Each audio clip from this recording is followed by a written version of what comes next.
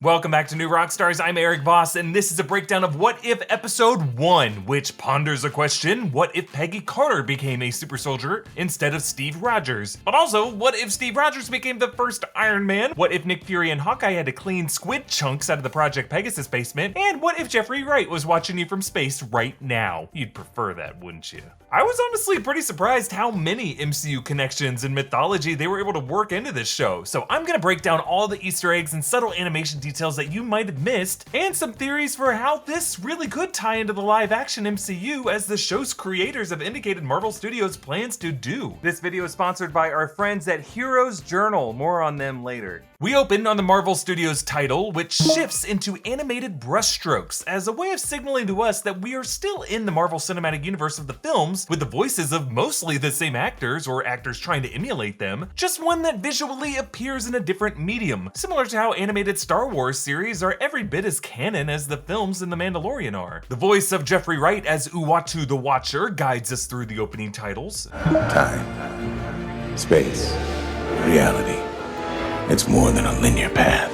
Time, space, and reality are all abstract concepts with Infinity Stone counterparts, and maybe also a clue for the universal constants that this series will treat as variables instead, placing characters in variable times, variable points in space, variable realities. Now, the Watchers are Marvel cosmic entities who observe and record history throughout the multiverse. Uatu the Watcher is assigned to our universe, which is why Uatu is the one narrating to us right now. Watchers actually made live-action cameos in Guardians of the Galaxy Volume 2. They were stuck listening to Stan Lee's stories, which was a nod to the fan theory that Stan Lee's various MCU cameos could have made him Uatu. Really, Stan Lee was probably closer to entities like the One Above All, which was an unseen meta figure that was likened to artist Jack Kirby. But Uatu's appearance here is a red outlined silhouette in space, not the flesh-colored heads of the comics. He actually looks more like the Marvel entity known as Eternity, which was the living embodiment of the universe itself. A shattered prism shows moments from the upcoming season, and one of those moments, Captain Carter itself, contains infinite variables within, reflecting how this one altered choice by Peggy Carter also leads to several other variances that we see in this episode, and can imagine beyond this episode's ending. Then we open on the events of the first Cap film, which was itself visually stylized with desaturation to evoke a nostalgic quality. The animation on What If is designed with the same idea in mind, with director Brian Andrews citing the work of artist J.C. Leyendecker from the 1920s and 30s for simple but lifelike 2D characters. And that warmness is heightened in this opening scene with this random bright beam of sunlight on Steve, even though the scene that they base it on was in a windowless, dimly lit lab. But also during that opening prologue, we dissolve from Cap's shield to the planet of Earth, superimposing the shield over the entire world, the way the shield metaphorically became a suit of armor around the world. Haley Atwell returns to voice Peggy Carter. Steve is actually voiced by actor Josh Keaton, who sounds a hell of a lot like Chris Evans does. Stanley Tucci and Dominic Cooper return as Dr. Erskine and Howard Stark, and Tommy Lee Jones' character Colonel Phillips appears, but he doesn't speak. But then the key variant moment occurs. No, I'd prefer to stay.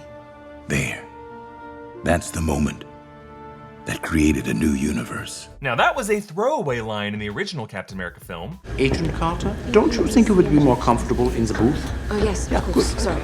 But whereas Peggy watched from the observation deck there, here she stays, which also leads to everyone else who was in that booth staying on the floor too, including the Hydra assassin, whose bomb is now right beside Erskine's foot, causing him to get killed in the blast, not be shot by him right after. Colonel Phillips also gets shot and killed, along with Steve, though he survives, and Peggy shoots and kills the assassin right there, preventing the need for a street chase that superpowered Steve Rogers would have gone on. But remember, in that movie, Peggy Carter had that assassin dead in her sights, and she would have killed him had Steve not tackled her. So Peggy steps into the chamber, powering herself up in a sequence matching the storyboard of the film.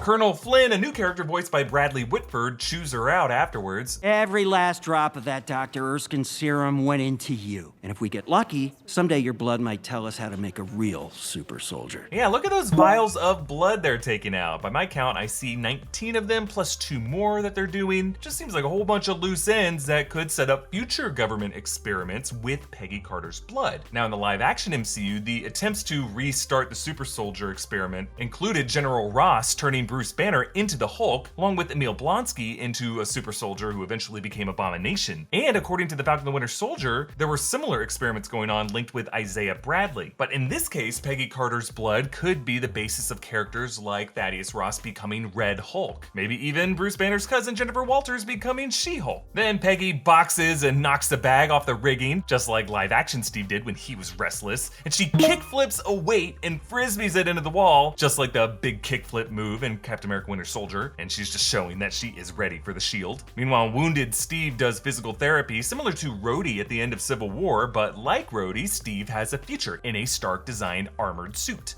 Then on to the Turnsburg Church, which actually opened the first Captain America film, and compared to that establishing shot, now the church's front light is not lit. But still, Schmidt rolls up in his Roadster with the same close-up of his modified Benz hood ornament with the Hydra logo. Now Ross Marquand voices Red Skull. He actually took over the role from Hugo Weaving when Red Skull returned in Infinity War. The wooden engraving of the Yggdrasil Worlds tree here is way bigger, and Schmidt's hand runs across a new section that was not in the film, a ring with a Tesseract in the middle and tentacles snaking out. Of course, foreshadowing how he will use the Tesseract to open a portal for the interdimensional champion to arrive through. But really, all of this is a way of showing that here, Schmidt's end goal for the Tesseract is not world domination under the Hydra flag, really reaching out into the cosmos, which is a bit ironic because in the movie, Red Skull did end up blasted out into space, but here he ends up dead on Earth. Peggy, Howard, and Colonel Flynn review the Tesseract in a textbook, and above that illustration are some Norse runes, and as was the case with Loki, Marvel's Norse alphabet is all over the place because this seems to translate to gibberish. But the caption beneath is Italian that translates to the hypercube in the true shape of the space stone. Whoa! The fact that the Tesseract contained an Infinity Stone did not seem to be public knowledge. Though who knows, this textbook could contain some references or citations from the Italian Book of Cagliostro, which contained knowledge about the Time Stone in the Eye of Agamotto, so I don't know, maybe Infinity Stones were some ancient knowledge on Earth, just known by certain people. Howard gives her new suit in a box labeled Howard's Designer Clothing, and also her own shield, which instead of the stars and stripes, now bears the iconography of the Union Jack. And notice how there's a blue stripe on the outer edge instead of the red one on Cap's shield. Now, the Hero's Journal is here to help you accomplish your goals by turning them into a quest. Based on goal-setting psychology and the story theory behind some of your favorite fandoms, the Hero's Journal helps you discover the story you tell about yourself and define the quest you want to undertake. They actually just released their latest journal, the Historia Magic Academy. The new feature of this model is that the art changes every single day.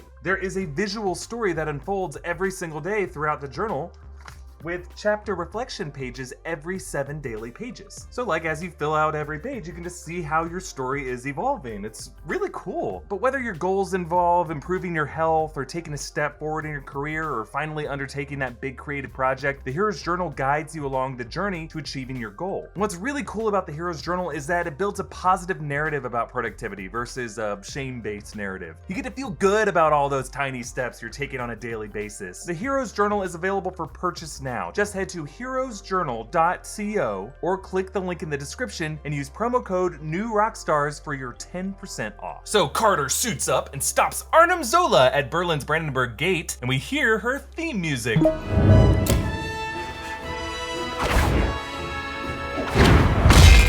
Which is a slightly altered version of the Captain America theme.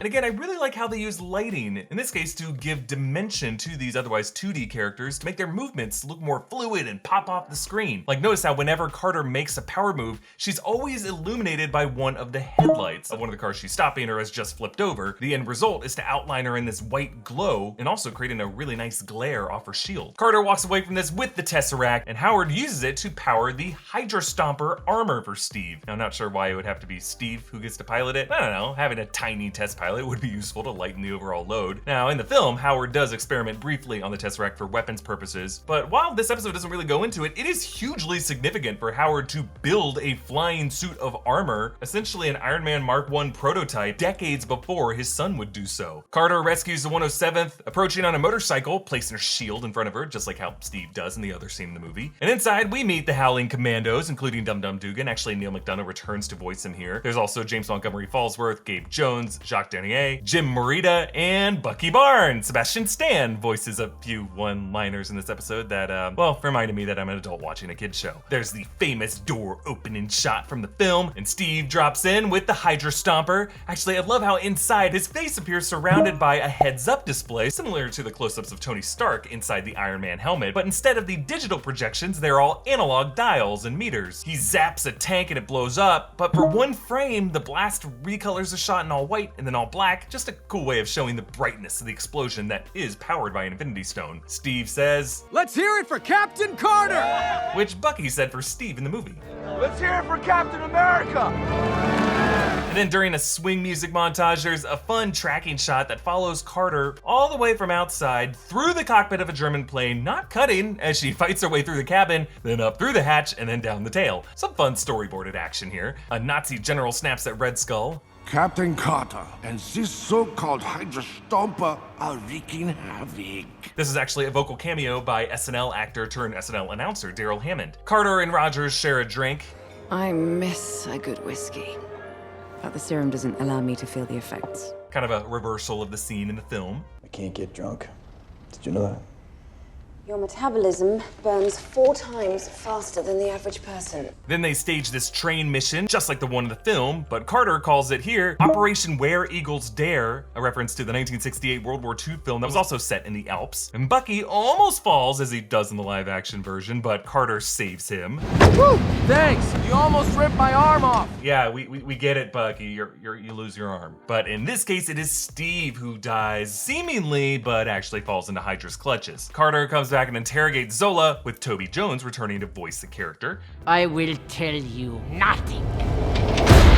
He told me everything. And Carter points to Castle Crake on the map, a name evoking the word Kraken, which is the sea monster of legend, with similar giant tentacles as the interdimensional beast that they end up facing. There's another long oneer that follows Carter running through the Black Forest, over the castle walls, taking down the guards, and then opening the gate for the others to come through. Red Skull uses the Tesseract to open a portal decades before S.H.I.E.L.D.'s Project Pegasus would use it the same way. This tentacled creature with a mouth full of sharp teeth is never named. I guess it's similar to the interdimensional beast called the Obelisk in Guardians Volume 2, but I'm thinking it could be one of the Elder Gods or many angled ones from the 2009-2010 Realm of Kings Marvel comics that feature Quasar, the Guardians of the Galaxy, Nova, Project Pegasus versus the Revengers. The many angled ones are Lovecraftian interdimensional beings that look a lot like this. One of them is Shuma Gorath, who's actually rumored to appear in Doctor Strange in the Multiverse of Madness. See, I know this multiverse stuff is getting harder and harder to understand, but so far in the Marvel multiverse, it seems like you have timelines and universes, which are realities parallel to our own that sometimes branch off from each other to form new ones, as we saw in Loki. But then in between those timelines, you have what Marvel seems to be calling dimensions and realms that they say are beyond space and time. And these are the surreal acid trips that we see like in the Doctor Strange movies. The dark dimension, also the quantum realm. And I think in a dimension like this is where the many angled ones reside. That could explain how Peggy Carter ended up going through that dimension to end up in the present day, much like Scott Lang's quantum realm time dilation in Avengers Endgame. Now, Howard cannot read the German controls, but they translate to voltage, resistance, capacity, charge, close, load, reduction, power supply, overwrite, and hydropower. Actually, when he cranks up that close lever, that is when the portal begins to close. He actually mentioned spending a weekend with Hedy Lamarr, who is an Austrian-born American actress who's actually a major asset to the Allied war effort. She co-invented a radio guidance system that was intended for torpedoes, and she got a ton of war bonds sold. So yeah, someone you could imagine Howard Stark bragging about hanging out with. Carter picks up a sword, and with her shield, she just looks very much like an English knight. Now, there is a Captain Britain in the Marvel Comics, Brian Braddock, who leads the interdimensional Captain Britain Corps, and Peggy actually mentioned Braddock in an off-screen line in Endgame. If we're talking about futures for Captain Carter, I would love to see her organize a Captain Britain Corps. Rogers and Carter's rain check dance date from the movie comes back here, except Carter is the one sacrificing herself, except she doesn't die or go into ice. She immediately transports into the future. The portal opened by the Tesseract in the Project Pegasus basement, and what looks like the days before Loki's arrival via that same portal in Avengers. Samuel L. Jackson and Jeremy Renner return to voice Nick Fury and Clint Barton, and Carter says, We won the war. Which is a bit of irony, considering she has arrived just in time to help the Avengers fight Loki's invasion. Her war is really just beginning. Now again, the producers plan to make Captain Carter a returning hero in this series. She's confirmed to be in an episode for season 2, and trailer footage shows her talking to Doctor Strange in a different episode maybe from this season. And personally, I would love to see a cameo of her in live action, like drifting in the background of the Multiverse of Madness fighting that tentacled beast like Gandalf fighting the Balrog. But that might just be me. Let me know your thoughts down below, and you can support New Rockstars by checking out our merch options at newrockstarsmerch.com. Follow me on Instagram and Twitter at Erik Voss. Follow and subscribe to New Rockstars. Thanks for watching. Bye.